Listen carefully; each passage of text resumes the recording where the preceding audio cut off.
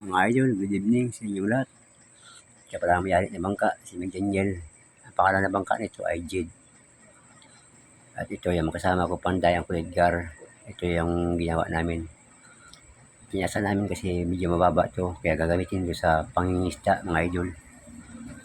Ito, number 29, badge work.